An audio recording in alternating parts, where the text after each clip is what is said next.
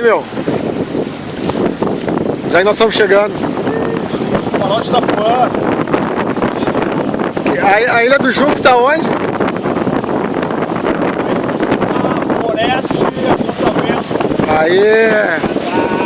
Fala, e aí, Edson, que tal a velejada? Tá ruim, Israel? Não, tá legal, mas tem que soltar aí. Solta mesmo. O barco tá andando a quanto aí, ô Edson? 7h30, com quantos nós de vento?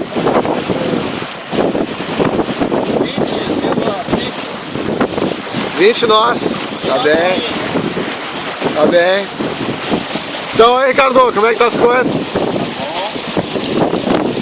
Vamos ver a grande do Ricardo, como é que tá aí. Tá batendo, cara. Mas tá.